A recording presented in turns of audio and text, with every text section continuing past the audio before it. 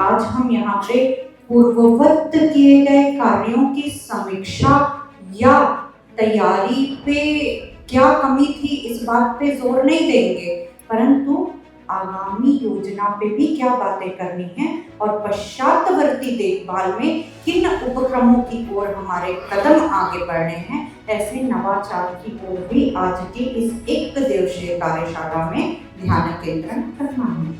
सबसे पहली बात एक जो आती है कि हम सभी कोई भी कार्य करने से पहले अपना ध्येय किसको मानते हैं और आचरण कैसे करते हैं। तो गीता को ध्येय मानते हैं, कानून में भी आयोग को कानून का प्रतिरूप माना जा सकता है और कानून में गीता की शपथ दिलाई जाती है। और गीता में क्या लिखा होता है, जो दूसरे का अधिकार है वही हमारा कर्तव्य है। ये दूसरा कौन, किस दूसरे के लिए आज हम इतने दूर दूर से आके बैठे हैं, वो दूसरा और कोई नहीं, हमारे बच्चे हैं।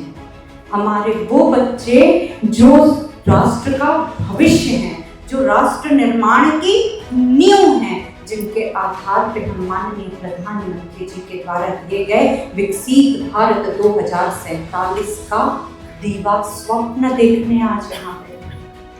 पर वो जो राष्ट्र निर्माण की नींव है, सोचिए कितने वैल्यूएबल हैं, पर जो इतने वैल्यूएबल हैं वो इतने वल्नरेबल क्यों हैं, उनके लिए आज इतना सोचना पड़ रहा है।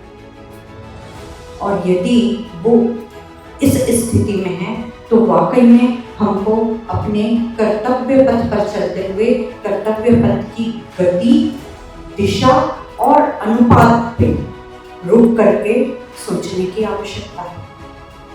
मैंने कभी ये नहीं कहा कि आपकी कर्तव्य निष्ठा पे प्रश्न चिन्ह है या आयोग के द्वारा कोई प्रश्न एकत्रीकरण हुआ है जिसके लिए आपका एकत्रीकरण हुआ है। कर्तव्य निष्ठा में आपकी ओर से कोई कमी नहीं है, परंतु गति, दिशा और कर्तव्य को हम कितनी ऊर्जा दे रहे हैं, इस बात के अनुपात पे एक बार कॉमा लेकर के 5 मिनट रुक के, उस 5 मिनट इज इक्वल टू आज की कार्यशाला को ले लीजिए, रुक करके सोचने की आवश्यकता होगी ही। क्यों होगी?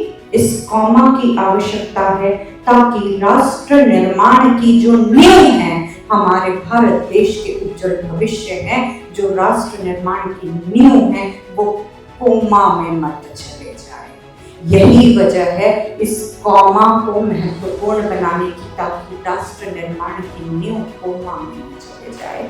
और इसीलिए NCPCR national commission for protection of child rights की अनुशंसा पे राज्य बाल अधिकार संरक्षण आयोग ने आप सभी के एकत्रीकरण का आग्रह किया है और आप सभी के साथ आज के विचार मंथन की ओर आगे बढ़ रहे हैं।